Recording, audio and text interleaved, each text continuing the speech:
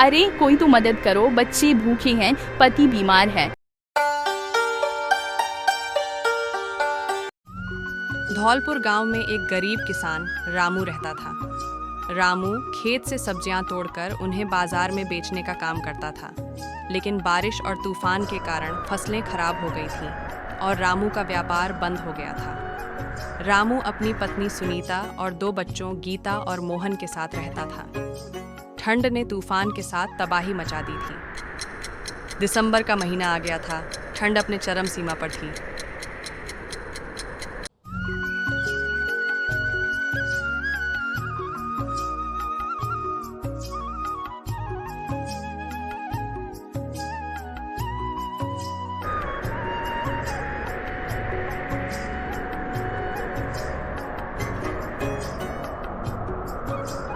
सर्दियों की एक स्याह रात थी। तेज हवाएं ऐसी चल रही थीं जैसे किसी को चुनौती दे रही हों। रामू की झोपड़ी के चारों ओर पेड़ झूम रहे थे और छत के ऊपर गिरती बारिश की बूंदें एक डरावना संगीत बना रही थीं।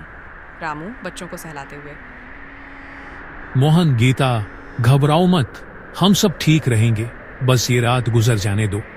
बाबा, बहुत ठंड लग रही है, ये हवा क्यों इतनी तेज है? रामू ने बच्चों को अपनी गोद में लेकर फटी चादर से ढकने की कोशिश की, लेकिन ठंड इतनी ज़्यादा थी कि उनके कांपते शरीर झोपड़ी के हर कोने में महसूस किए जा सकते थे। अगले दिन तूफान ने झोपड़ी को और कमज़ोर कर दिया। दीवारों से मिट्टी झड़ने लगी थी और छत के बड़े छेदों से ठंडी हवा सीधे अंदर आ रही थी। सुनीता रोते हुए, सुनिए जी, ये झोपड़ी अब रहने लायक नहीं बची। अगर ये गिर गई तो हम कहाँ जाएंगे? घबराओ मत सुनीता, मैं कुछ न कुछ कर लूंगा, हमें हार नहीं माननी चाहिए। रामू ने पुराने कपड़े और बोरे निकालकर दीवारों और छत पर बांधने की कोशिश की, लेकिन तूफान और ठंड ने उसकी मेहनत पर पानी फेर दिया। झोपड़ी के अंदर खाने का नामो निशान नहीं था। बच्चों के पेट खाली थे और उनकी भूख उन्हें बार बार तंग कर रही थी। मोहन ने बोला, माँ, मुझे भूख लगी है, क्या हमारे पास खाना नहीं है? बेटा, थोड़ी देर इंतजार करो, तुम्हारे बाबा अभी कुछ लेकर आएंगे। सुनीता ने अपनी साड़ी का पल्लू मोहन के मुंह पर रख दिया ताकि वह रो न पाए। रामू ने उन्हें दिलासा दिया और घर से बाहर निकलने का फैसला किया। रामू ठंड और तेज बारिश में लकड़ियां और कुछ खाने का सामान जुटाने के लिए बाहर निकला। रास्ता इतना खराब था कि उसकी चप्पल बार बार कीचड़ में धंस रही थी। रामू खुद से, भगवान मेरी मदद करो, मेरे बच्चों को बचाने के लिए मुझे कुछ लकड़ियां और अनाज चाहिए। हम गरीबों के लिए ठंड, बारिश, गर्मी, ये सब तो जैसे अभिशाप बनकर आते हैं। क्या करें, हम गरीब हैं भगवान, थोड़ा तो रहम करो। रामू ने जंगल से कुछ गीली लकड़ियां इकट्ठा की और गांव के जमींदार के पास मदद मांगने गया। जमींदार का बड़ा सा घर गर्माहट और आराम से भरा था। रामू ने कांपते हुए उससे मदद मांगी। रामू ने जमींदार से कहा, साहब, मेरे बच्चे ठंड और भूख से मर रहे हैं, मुझे थोड़ी लकड़ियां और अनाज दे दीजिए, मैं आपकी पूरी उम्र सेवा करूंगा। जमींदार अहंकार से, रामू, गरीबों की हालत कभी नहीं बदलती, लेकिन जाओ, झोपड़ी में जो लकड़ियां पड़ी हैं उन्हें ले जाओ, लेकिन अनाज के लिए तुम्हें कल से काम करना होगा। रामू ने आंखों में आंसू लिए लकड़ियां उठाईं और घर की ओर चल पड़ा। तेज बारिश और ठंड ने उसके कपड़ों को पूरी तरह गीला कर दिया। घर पहुंचने के बाद रामू ने किसी तरह आग जलाने की कोशिश की, लेकिन गीली लकड़ियां ठीक से नहीं जल रही थीं। थोड़ी कोशिश के बाद लकड़ियां जलने लगीं। ठंड और भूख ने रामू के शरीर को कमजोर कर दिया था। सुनीता घबराकर बोली, ये भगवान, आपकी तबीयत बहुत खराब हो रही है, ये सब ठंड और भूख की वजह से है, जल्दी से आग के पास बैठिए। सुनीता ने अपने साहस को जुटाकर गांव के मंदिर की ओर रुख किया। वहां पुजारी ने उसकी हालत देखकर तुरंत मदद की।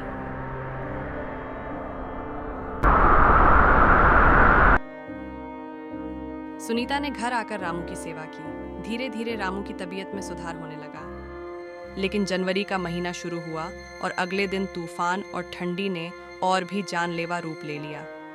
तेज हवाएं झोपड़ी को हिला रही थीं और हर कोने से ठंड के झोंके अंदर आ रहे थे।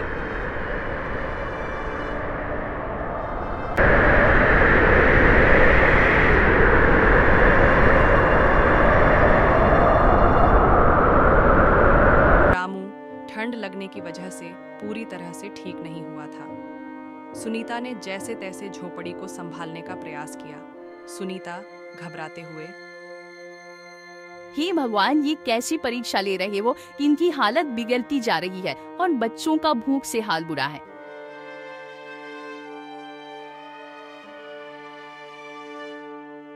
सुनीता ने अपनी हिम्मत जुटाई और झोपड़ी के चारों ओर फटी हुई 2-3 साड़ियाँ जो उसके पास बची थीं, उन्हें बांध दिया ताकि हवा अंदर न आ सके।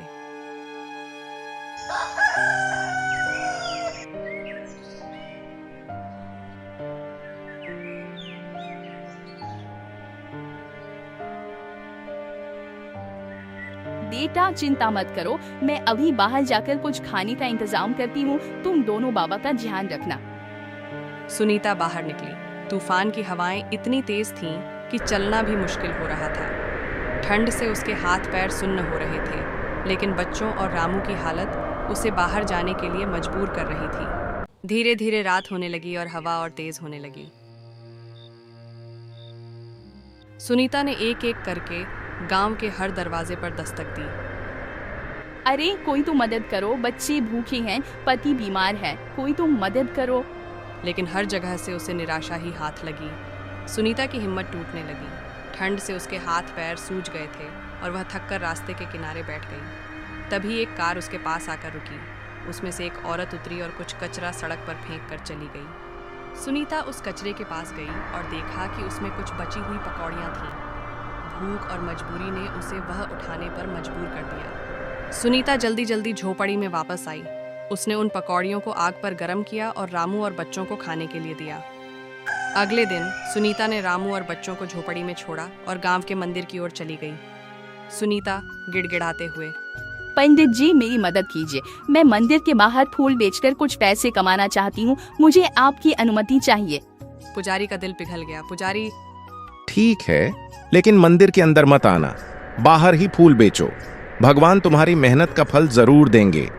अगले दिन से सुनीता ने फूलों की माला बनानी शुरू की और मंदिर के बाहर बेचने लगी। ठंड और तेज हवाओं के बीच भी उसने हार नहीं मानी। धीरे धीरे लोग उससे फूल खरीदने लगे और उसकी कमाई होने लगी। जैसे जैसे सुनीता की कमाई बढ़ी, उसने तुरंत अपनी झोपड़ी की मरम्मत करवाने का फैसला किया। रामू की तबीयत भी अब ठीक होने लगी थी। रामू सुनीता से, सुनीता, तुमने अकेले इतनी मेहनत की, तुम्हारी वजह से आज हमारा घर ठीक हो रहा है। सुनीता, जीवन साथी अगर तुम्हारी तरह हो तो इंसान हर मुश्किल का सामना कर सकता है। मैं भाग्यशाली हूँ कि तुम मेरी जीवन साथी हो। गीता मुस्कुराते हुए, माँ, अब हमारी झोपड़ी में हवा और ठंड नहीं आएगी। मोहन खुश होकर, हमारे घर में अब सब ठीक हो गया है। हाँ मेरे बच्चों, अब सब ठीक है, अब हम लोगों को ठंड से डरने की जरूरत नहीं है। बच्चों, अब हमें इस ठंड से और डरने की जरूरत नहीं है। तुम्हारी मम्मी ने हमें इस मुसीबत से बचा लिया है।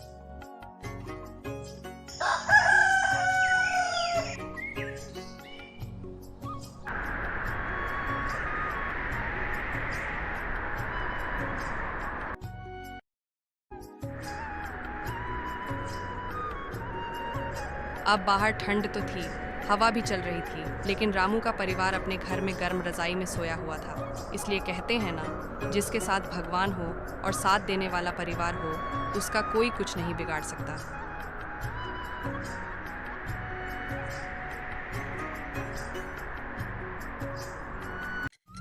जैसे ही मौसम थोड़ा ठीक हुआ, रामू और गीता ने पैसे जमा किए और एक भैंस खरीद ली। रामू ने उसका दूध बेचना शुरू किया।